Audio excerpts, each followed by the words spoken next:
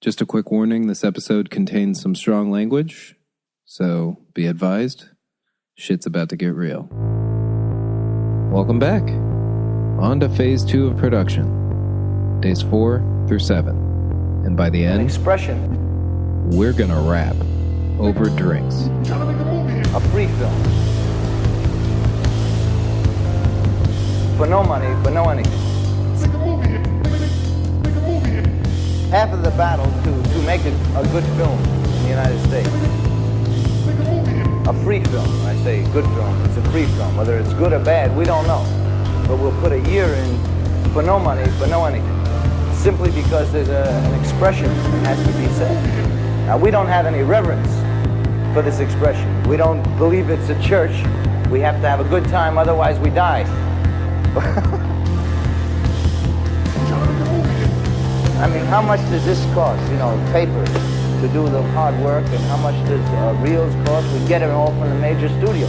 They help us destroy them. That's the way we work. Because if we make a good film, they will only suffer. And as they suffer, they come and they say, please make films for us, and we say, no, we don't want to make films for you. Hip hip hooray.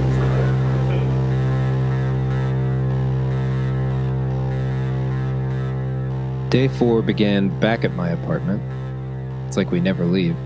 And from there, we slowly migrated around to a few locations, picking up little bits along the way, spending most of the day with Sheree Foxy, who played Angela. This was a day dedicated to really exploring her character in depth, and she killed it, every minute of it. Now, on the morning of Day 4, before really anyone else had arrived on set, DP Mike Elliott and I got in our biggest argument to date. Things got heated. As I've said before, we have a pretty brotherly dynamic, bickering and all. We try our best to keep it contained, but, what can I say? It doesn't always work, and on this day, it didn't. The main reason I included it here is I want you to hear not only what happens when emotions run high, but also what it sounds like to work them through and find resolve. We can't always be perfect, but we need to be accountable. And don't worry, near the end of the episode, Mike and I really reconcile over him totally saving the day and covering my ass. So, without further ado, here's Mike. Well, we definitely tried to keep insulated when we were arguing and bickering. And we definitely did a poor job of that, usually early in the morning and late at night after we had been on the production for the entire day, making, a series of really crucial decisions, or starting with our day and realizing the overwhelming amount of decisions that were going to have to be made. And maybe it was a process of being intimidated by them. Maybe it was a process of trying to outsmart them before they outsmart you, not person-wise, but, decisions if we can, bang this out and film this before, 5 o'clock traffic, then, take that traffic. So, take that, son, sorts of things. But also the two of us have a rapport, and we've been doing this with each other for a while, never on a full-length feature.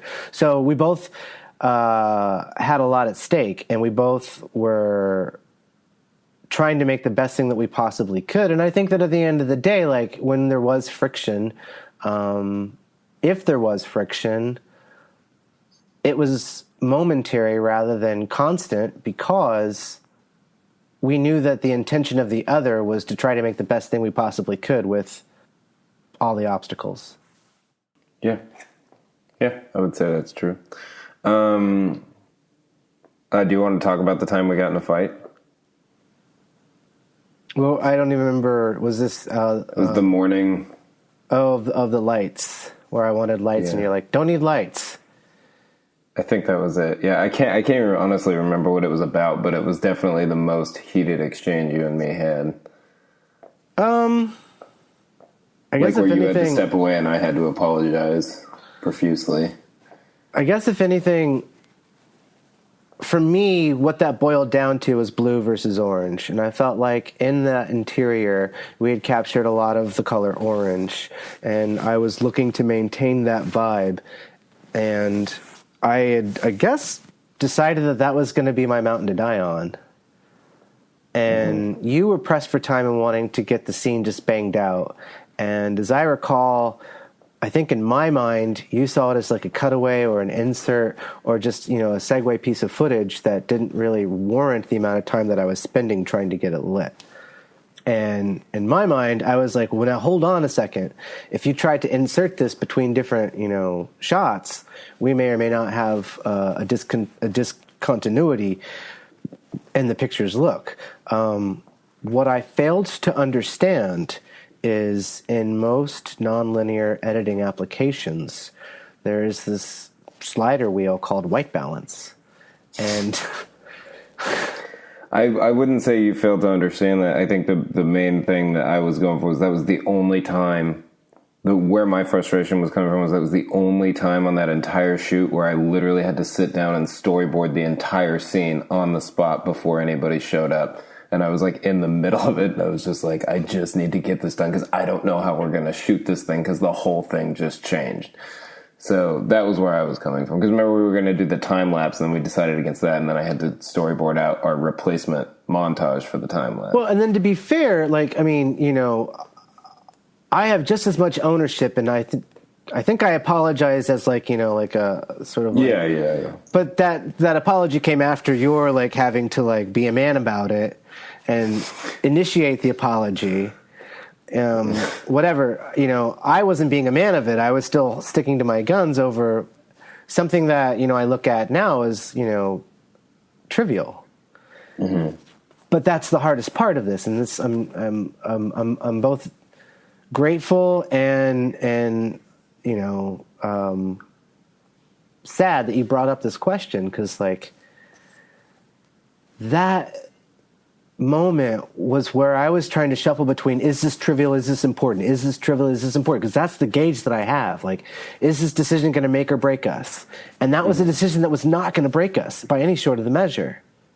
Mm-hmm. And I wasn't trying to assert control over you and coming up. I didn't think you were. I think we were both trying to make the same decision. We were coming at it from completely different sides, and they were bumping up against each other, not because we were trying to make different decisions, but because we were thinking about that same decision in two completely different ways. Is how I look back on it. Yeah. I mean, so when I was standing, and it was about time something broke. Honestly, it was day 4. When I was standing my ground, I wasn't standing my ground because of a pride thing. I was standing my ground because it's all right, if we screw this up, continuity wise, that could fuck us. And it didn't. I don't know. You tell me. You were able to cut those inserts in there.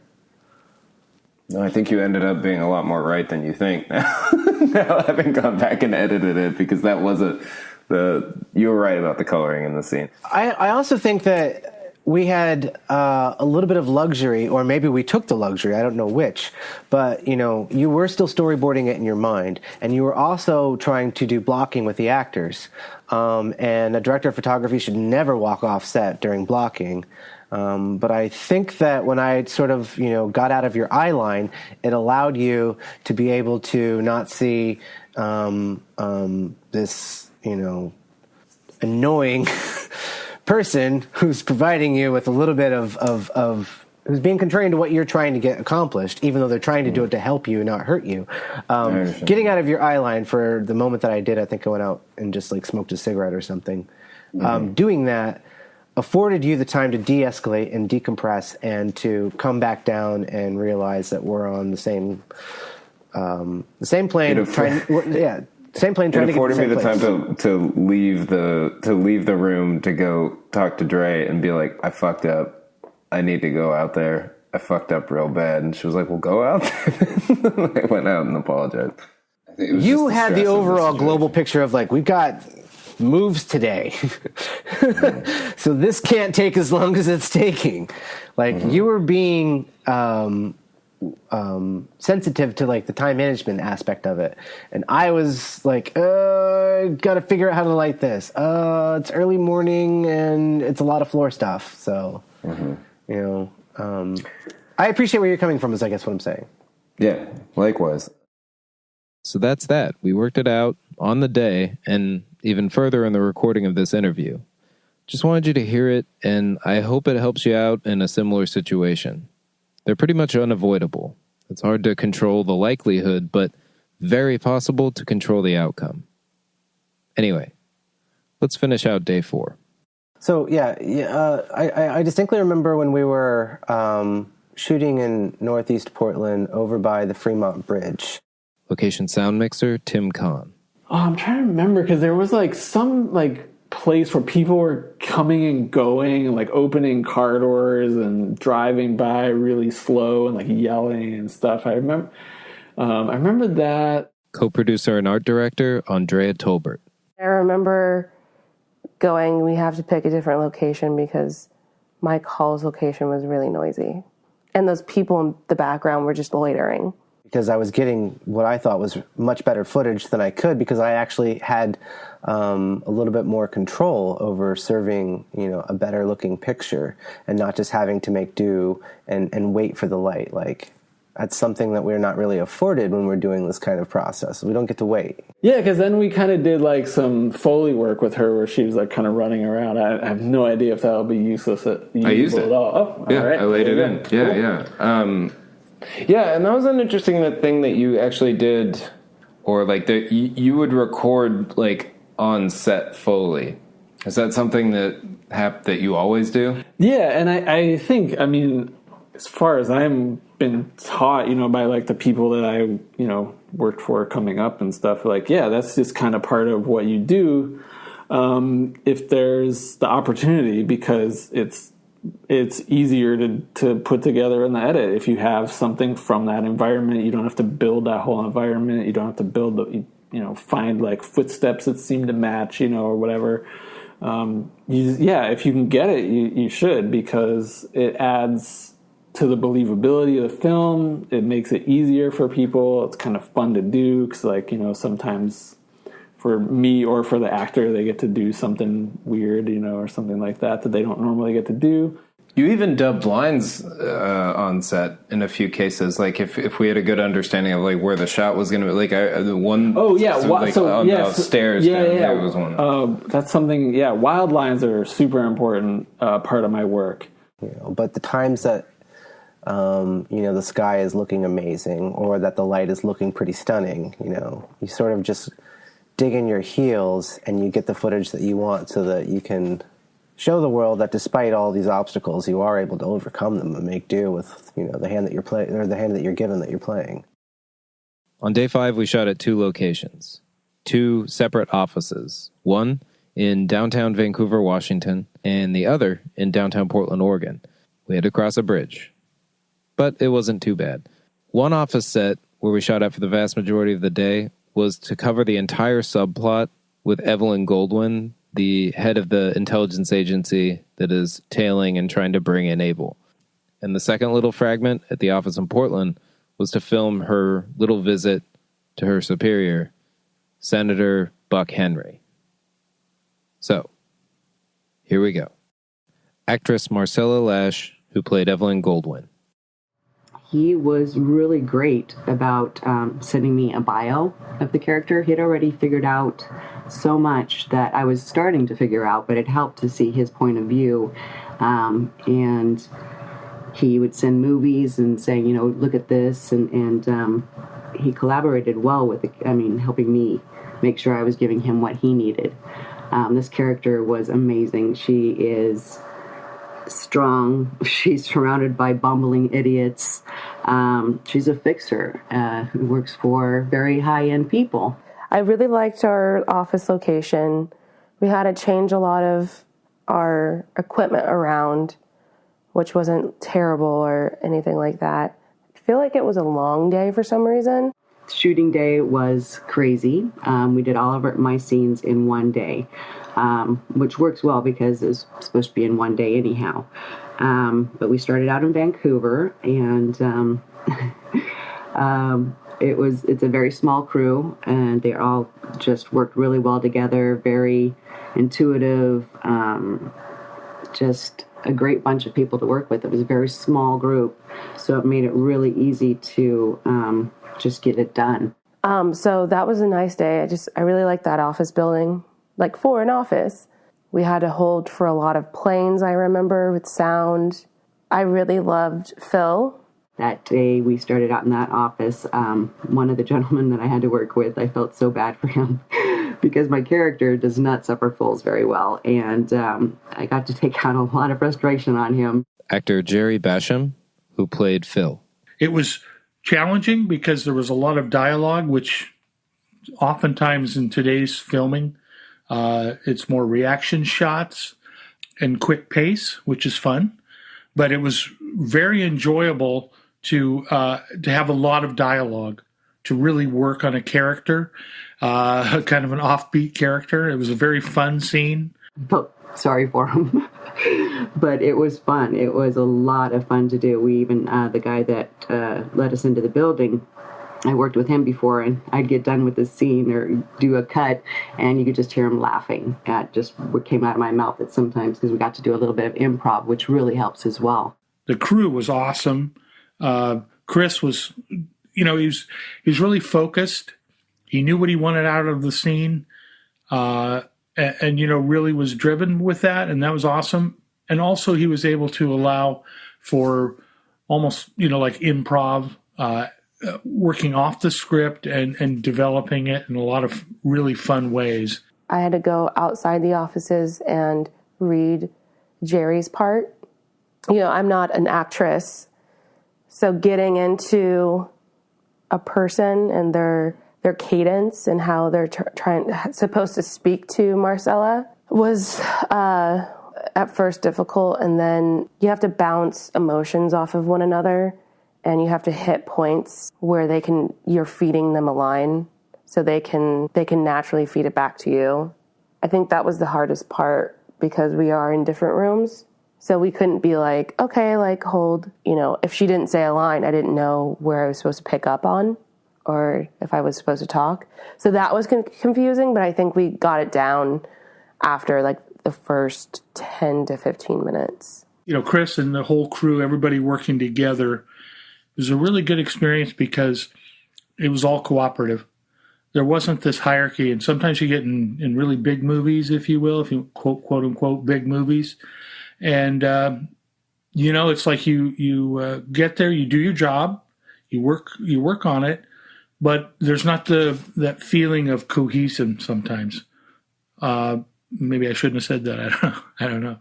But that's often can be the case in really big budgets and things like that. And this was what acting to me should be and what working on films should be. And we kept on track. I think we were going a little over. I told you we need to kind of tighten this up. Cooperative, listening, everybody working together towards one goal and trying to make something that people will like, frankly. That they'll connect with and enjoy.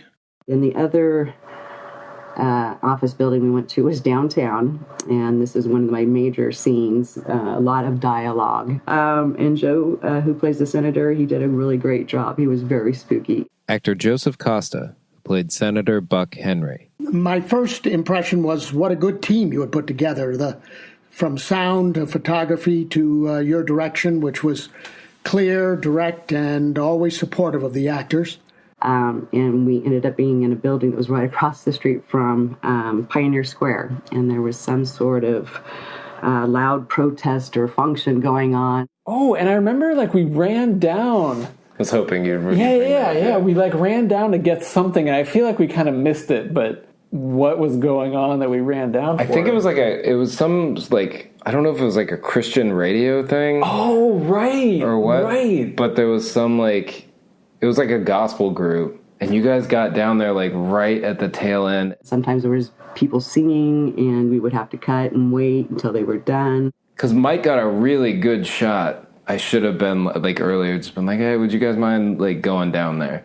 Because I was thinking it and I didn't say it, and then Mike was we should go down. Mm-hmm. You guys ended up running down there, but yeah. Other than that, we kind of just held for it for I think an hour or so. Yeah, I mean those are the cool moments that you I think on a smaller set are easier to get because you're more flexible. So it was a little frustrating there, but we got through it, and I have to say, because there was a large monologue I had to get through. It was, for me, a collaborative experience. You let all the actors stick their oar in from time to time while maintaining your your ultimate vision for the film. He just let me do it. And he said, well, let's try to do something some other way. And I'm like, nope, give me another shot. I got this. And I was able to get it out, thank God. The other piece that we did was in the car. Do not ask a sound person to get in the trunk. Yeah. No, 100%. Yeah. That's a massive liability. If anything, at least it's a massive liability. And Chris has this little dinky, God, what is it called? It's those little cars that are in Britain and stuff, a little Mini Cooper or whatever. So I'm in the front seat, Chris is in the side seat, and we've got the sound guys and the DP in the back seat. And these guys, these are men, grown men, some taller than others, just scrunched into the back of that little car. I took a picture too. It was so funny, so cute. At most, like, you don't want that shit on your brain for the rest of your life. It was a wonderful shoot, very fast-paced. It did take all day, but it didn't feel like it. I loved working with Mike the DP and Tim the sound guy. They were just very easy to get along with. It was very mellow, very comforting. And Andrea, same thing, very supportive. And I love the guys I got to work with. Sorry to Jerry, who played Phil. I hope all the other scenes that were filmed in this film were done in this way, which I'm sure they were, because I think it should be a really good production. I'm really looking forward to seeing it. The most pointed things I can say about day 6 were there was a ton of car work and it was very, very hot. Probably one of the hottest days of the summer. We kicked off the day filming the abduction scene where Abel takes Angela hostage, and then moved on to their scenes in the car driving, and then even further closing out the last few hours of the day with them sitting in the parked car dealing it out before coming to Angela's apartment. I gotta admit, by the time this day rolled around, we were all losing a lot of steam, and the heat definitely wasn't helping. We were also filming people sitting down pretty much all day. There wasn't really a lot of actual movement, so it didn't really surprise me that not a lot of people had in-depth memories of shooting this day. Actor Brian Cook, who played Abel. The scene in which Abel first spies and abducts Angela. And I felt like that all went really smoothly, despite, for me, just the smallest little fear that somehow somebody is going to see me holding a gun and not see the camera. I know that, storybook says you're supposed to do it, in theory one way, but in execution, you're just in the middle of a Fred Meyer's parking lot with, a toy gun that if you're not careful and don't steal your scene quick enough, that could escalate. Well, I wasn't with you guys for a lot of it because you guys had to hop in the car, and I couldn't necessarily go with you because that's way too many people. There was already 3 people. There was 5 people in the car. And then we started shooting the scenes inside the car, driving around the neighborhood with me, directing her, telling her where to go. I remember there was like a bunch of stuff in the car, which I always kind of enjoyed figuring out, making car stuff work. Hopefully it worked all right. And then it was really hot that day. There's no makeup person dabbing me or giving me, a moisturized look. That's just us sweating like crazy because it was hot, hot, hot. I was like sitting outside, and we have all of our food and water out there and our equipment, and they would drive around for 5 to 15 minutes, and I would just like chill on this corner in this really pretty neighborhood, and people would walk by and be like, what is she doing? But yeah, maybe that's why I don't have like a super big memory of that day, is because a lot of it I was just waiting for. Yeah, you sort of hoping for the best. yeah, you sort of set your levels and let us go. The light was just so harsh, and we were trying to get really good coverage on our actors inside the car, and we had some tree coverage, but what we were getting, I believe, were like bursts of light, on either side of the tree shadows, and that was sort of the best we could do because we were literally stealing the scene. I think of all the scenes that I got to do with Angela, that day I think was my favorite, just because it's probably the most comical. Her being so uptight about trying to trying to get back to her work to satisfy her ridiculously overbearing boss, and trying to somehow, talk me out of kidnapping her, and me trying to calm her down. It just was a very funny scene, and I loved how she played it, and I just was enjoying it thoroughly. And we were doing it in a location that, was pretty much oblivious to a bunch of kids around a car. My one big job is kind of unique, where I work a minimum of 90 days, at least 12 hours a day with no days off. So, like, my stamina is pretty good. Yeah, I know. And I was really, really trying hard not to exploit that, because the second to last day or something, there was a joke that came out, and I can't remember what it was, but we were having, like, long days, and I kept saying to you, like, you doing okay? You hanging in? And you're like, yeah, I'm fine. And then I just sort of assumed that everyone else was fine. And nobody said anything like they weren't fine, even though I'm sure that some people weren't. But, like, it just, like, came out that, like, on the last day that you were like, yeah, this is my regular schedule, and you outlined it. And I was like, I have been asking you this whole time, taking your fucking temperature so I can get everyone else's temperature. I have been asking the wrong dude. Like, yeah, like, I'm a pretty bad barometer for, like, figuring out when stuff has gone on too long. 10 hours max. Like, I feel pretty strongly about that. But, like, yeah, at the same time, I'm a total hypocrite, and I do this insane job where, I've worked 30 hours without any sleep, just because of the nature of that show. Like, is what's required. And I know that going into it. But I wouldn't, like, recommend that or wish that on anybody. I happen to be well suited for that. And I sometimes wish I wasn't. Holy shit, we made it. Day 7, the final day of production. And it began at another office in downtown Portland, where we filmed the quick scene between Abel and his boss, Fred, before everything goes down, and another scene with Fred, where he's interacting on the phone with Evelyn Goldwyn, Marcella. Then we moved to a short shoot in the Southeast Industrial District with our 2 agents played by Andy Sims and Penn Corbin. Then on to our final location, my aunt and uncle's property just outside of town. Then, the wrap party. Take it away, guys. At least my final day of shooting was begun in an office with actor Brian Sutherland, sort of as my boss, my superior at least, giving me the assignment. And that was a really short, simple, painless scene. Fred/Brian was really funny and, like, zany and weird.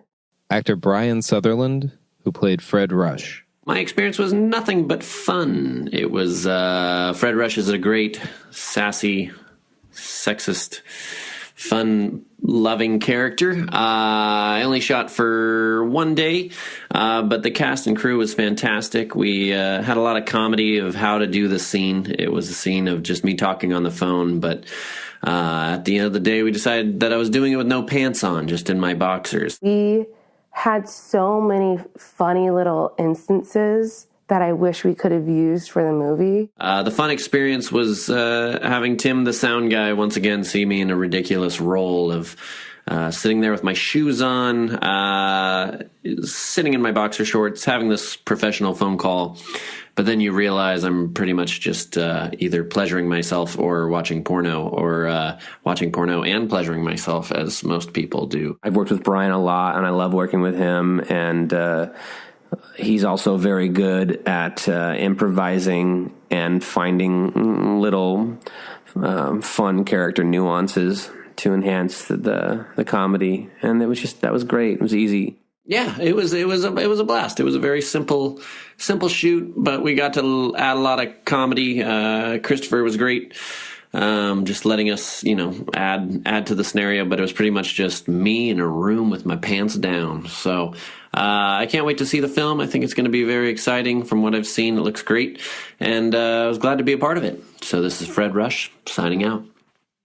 Sometimes you run into things. We had a lot of people to cart. The only thing that I was very worried about was one of our actors had to work that day, I don't know if he read the call list, but he had to work, and I told him, hey, man, we booked you, and you have to show up because we have to go to Damascus, and your role is pretty hardy, so if you're missing, that'd be weird for continuity. So then he figured it out like a champion that he is. I was really appreciative that he figured it out, and we figured it out together. And then we went to New Seasons and had a very sweet little cast and crew bunch, and everyone got everything they wanted and more. I think everyone was pretty happy. They had so many goodies to eat. It was a good morale. Yeah, I think everyone was like really tired. And from there, we went into the country to shoot on a really beautiful property, the final scenes. So then we went to your uncle's house and shot all day, and that was a hot day. I remember the camera overheating. I definitely remember on set, like, you having a little bit, and when I say a little bit, I mean, like, you were vacillating between fully frustrated and, you know, patient dad. Like, you were able to be patient when you needed to be, but there were times when you looked like you were fully frustrated. And it didn't even dawn on me that, yeah, you have, that location was one of your family members. Mm-hmm. So to the rest of us who were acclimating to this location and how that location was going to operate, not how we were going to operate in it. Yeah, not how we were going to operate in it. You didn't have any of that because, you know, like you said, you've been there since you were a baby. So, like, you've seen it at first light. You've seen it at last light, chances are. Right. And you definitely had an advantage because, like, you had been there. And I think the rest of us, myself included, were kind of like, are these cars too far apart?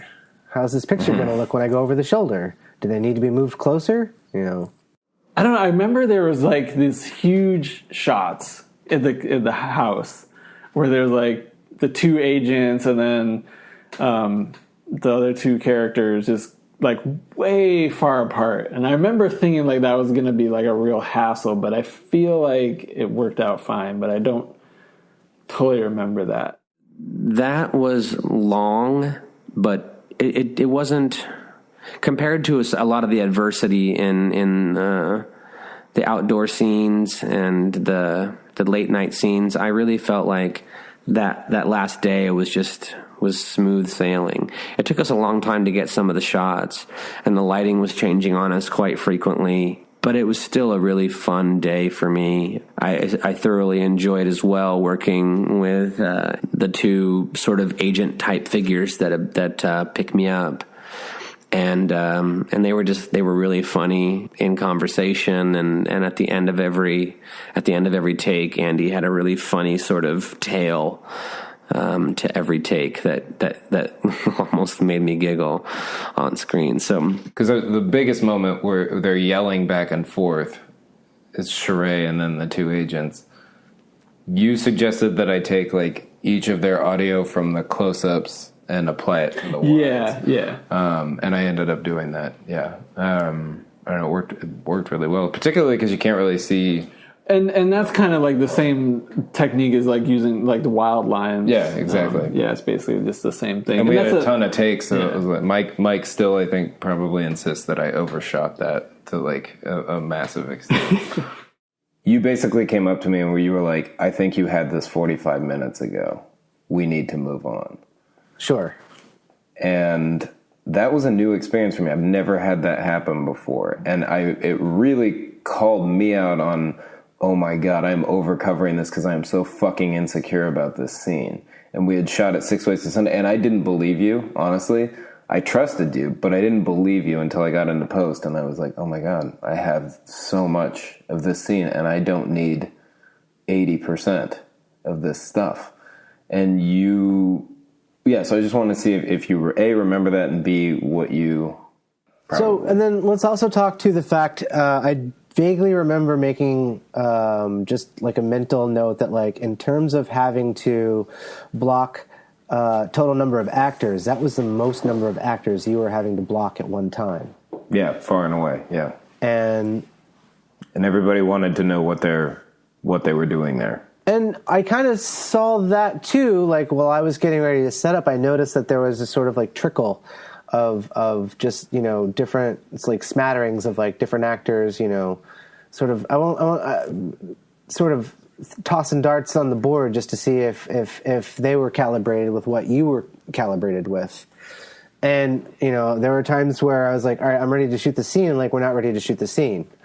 Mm-hmm. And, I was sort of like biting my tongue or biting my lip. But I realized at the end of the day, like, if they don't have that foundation, well, that channel open to be able to have that dialogue with you, then it's going to inform on camera that there's some trepidation on their part.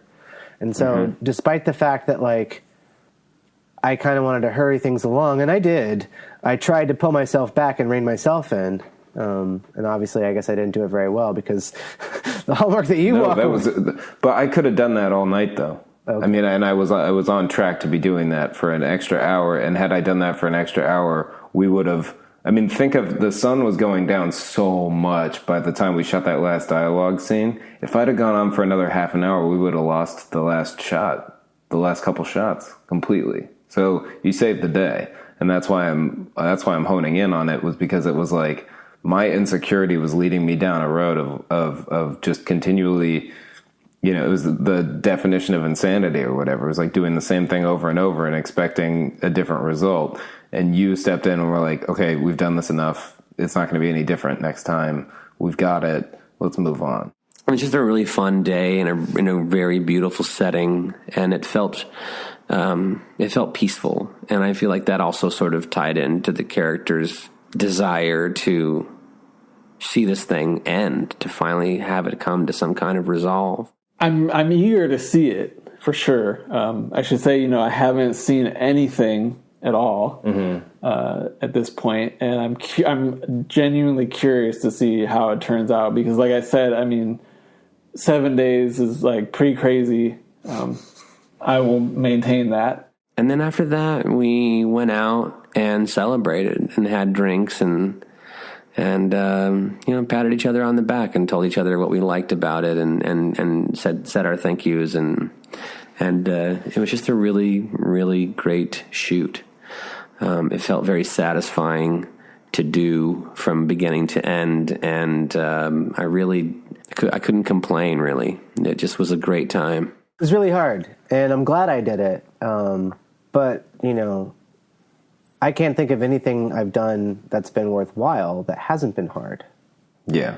Right. If it's not hard, then you're not doing it right. Right. It's not worth it. Yeah. What else can I say? On to post. That's a wrap.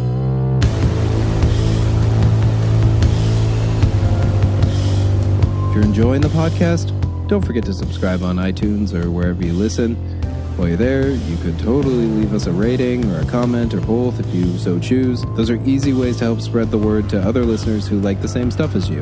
Music for the show comes from our film, Counterintelligence, and was composed by the great Noah Simons, who you can find on SoundCloud or Bandcamp as Larians, Larians, and his band, Male Blonding, on Bandcamp, iTunes, and Spotify.